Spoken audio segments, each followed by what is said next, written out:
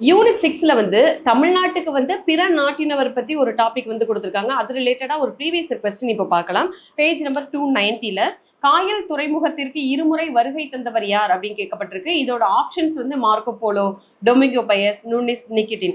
இதோட source file எங்க இருக்கு அப்படின்னு பாத்தீங்கன்னா பேஜ் நம்பர் 17. தமிழ் அல்லாத பிறமொழி சான்றுகளும் வெளிநாட்டு குறிப்புகளும் அப்படிங்கிறது கீழே கொடுத்துருக்காங்க. மார்க்கோ போலோ, அதாவது இவர் வந்து என்ன நாட்டு பயணி அப்படின்னு பாத்தீங்கன்னா வெனிசிய பயணி அப்படின்னு சொல்றோம். இந்த மார்க்கோ போலோ வந்து தமிழ்நாட்டில் இருக்கக்கூடிய சமூக நிலை, சமூக மாற்றங்களை பற்றி தன்னோட குறிப்புகள்ல வந்து நிறைய வந்து குறிப்பெடுத்து கொடுத்திருக்காரு.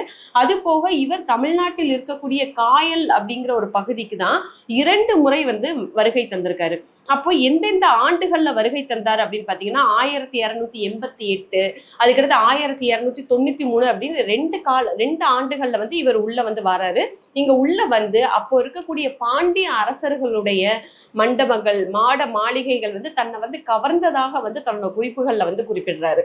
அது போக வந்து எந்த மன்னருடைய காலகட்டத்துல இவர் வந்தார் அப்படிங்கறத வந்து கமெண்ட் பண்ணுங்க. இது போக பல அறிஞர்கள் வந்து தமிழ்நாட்டுக்கு வந்து தன்னுடைய குறிப்புகள்ல தமிழ்நாட்டை பற்றியும் தமிழக மக்களுடைய சமூக வாழ்க்கையை பற்றி நிறைய குறிப்புகளை வந்து கொடுத்திருக்கிறாங்க.